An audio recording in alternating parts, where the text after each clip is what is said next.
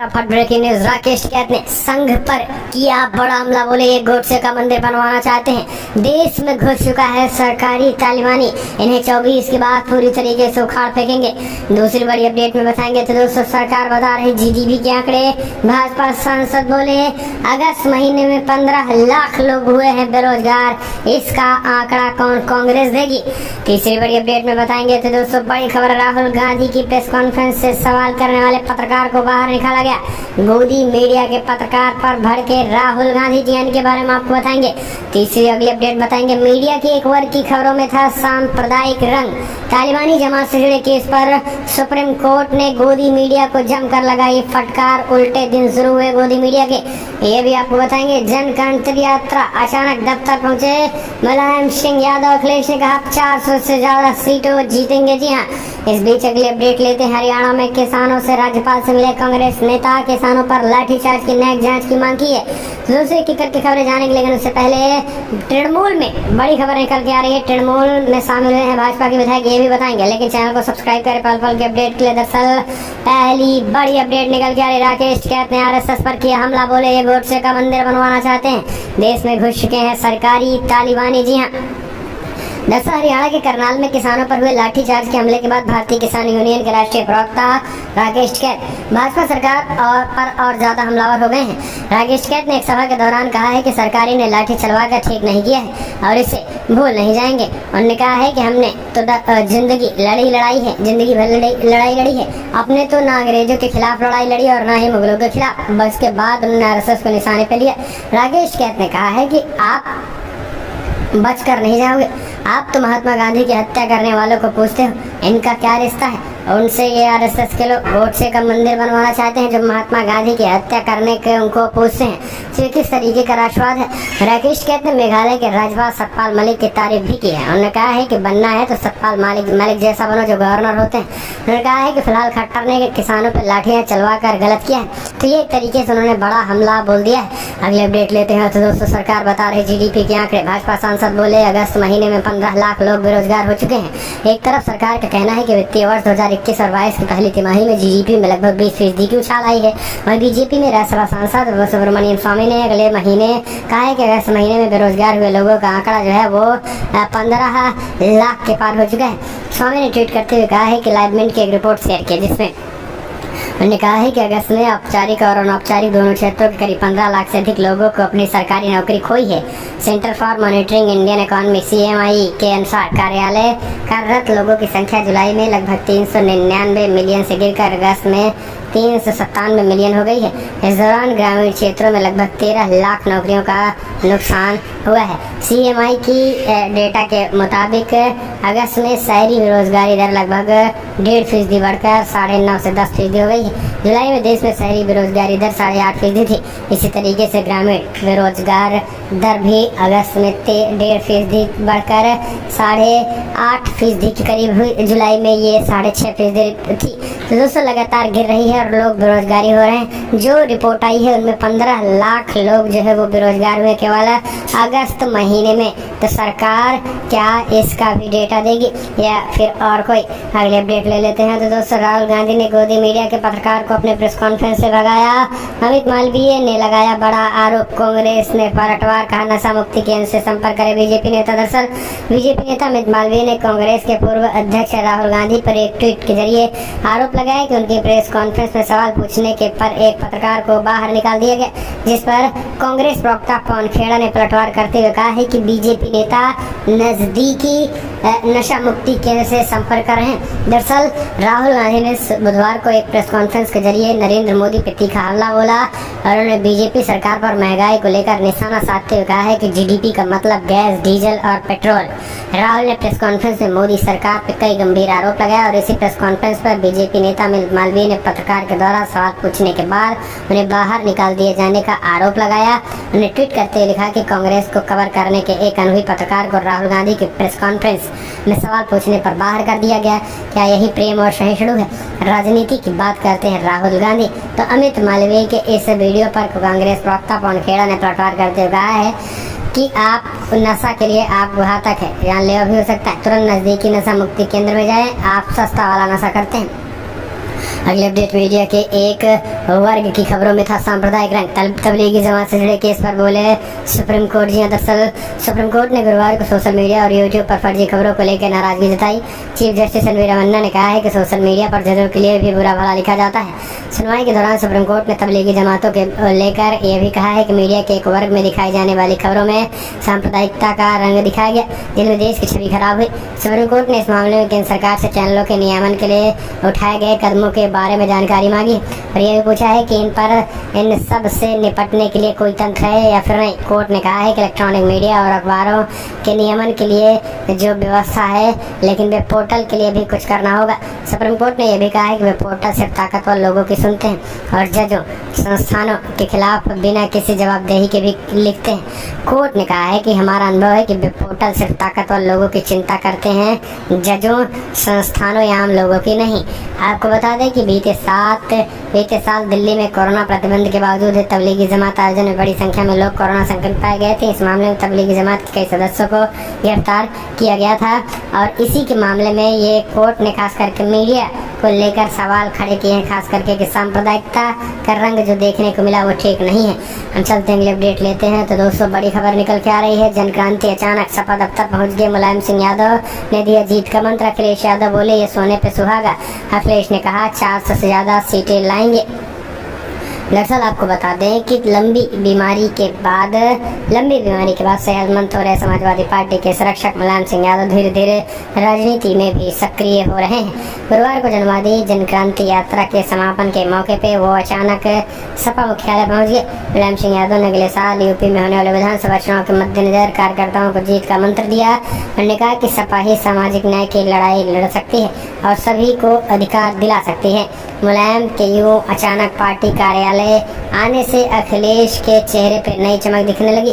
उन्होंने कहा अपने संबोधन में कहा है कि नेताजी का यहाँ आना सोने पे सुहागा है। अब तो हम 400 से ज्यादा सीटें पर जीत दर्ज करेंगे। दोस्तों समाजवादी पार्टी लगातार जुटी हुई और एक तरीके पश्चिम बंगाल भाजपा विधायक विश्वजीत दास तृणमूल कांग्रेस में हुए शामिल। जी दरअसल भाजपा को लगा बड़ा झटका। बागदा से भाजपा विधायक विश्वजीत दास मंगलवार को तृणमूल कांग्रेस में शामिल हो गए।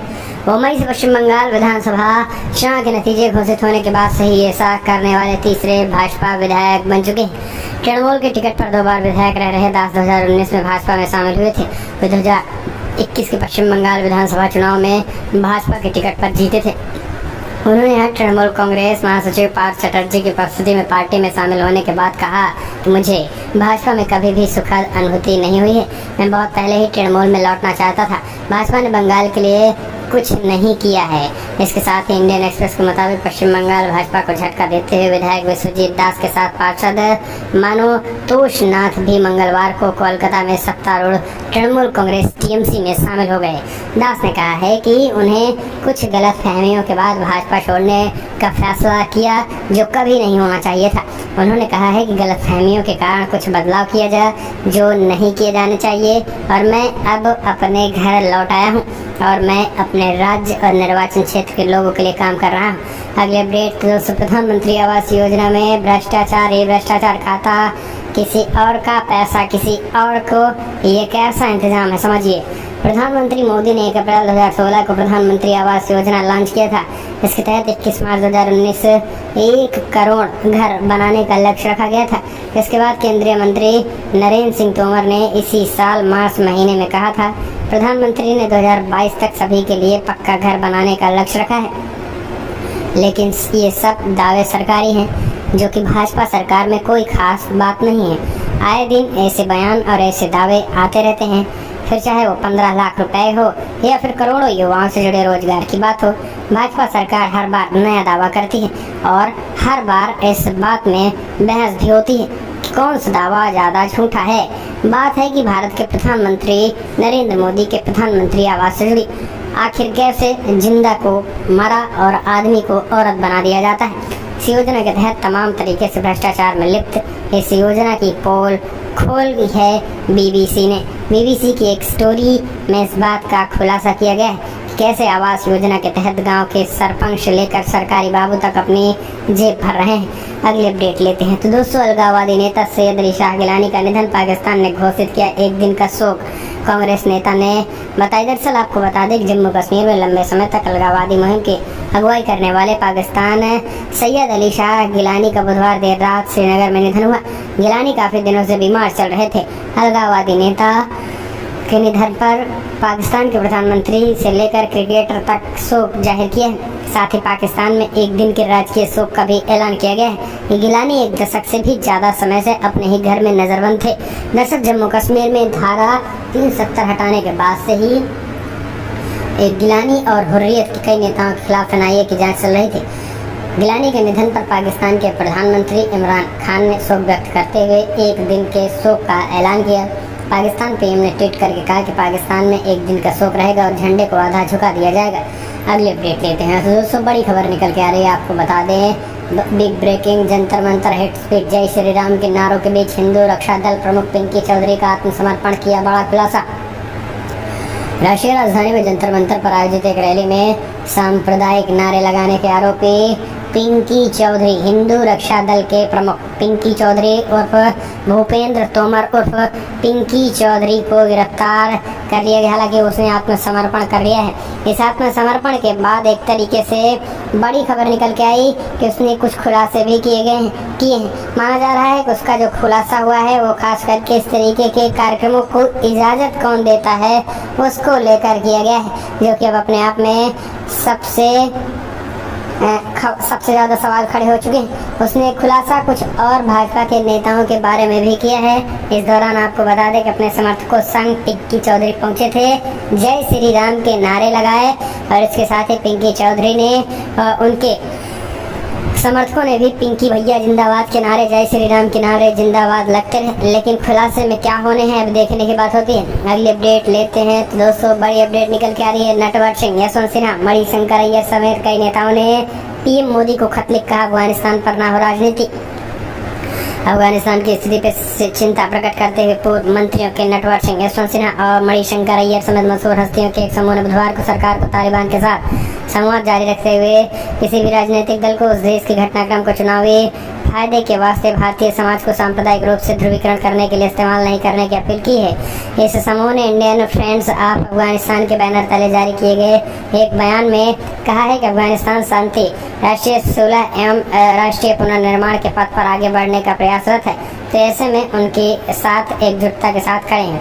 समूह ने कहा है कि भारत के लोग इस मुश्किल दौर में अफगानिस्तान के लोगों के साथ खड़े हैं। अफगानिस्तान के गुत्तार, देशभक्त एवं बहादुर लोगों ने हर आक्रमणकारी सेना को हराया है और उन्होंने कट्टरपंथी एवं आतंकवाद के खिलाफ लड़ाई जारी रखी है, तो ये उन्होंने कहा है। हम चलते हैं अगली अपडेट लेते हैं। दोस्तों बड़ी खबर निकल के आ रही है। आपको बता दें यूपी में मदरसों को फंडिंग संविधान के धर्मनिरपेक्ष भावना के अनुरूप है या नहीं, हाईकोर्ट ने मांगी जानकारी।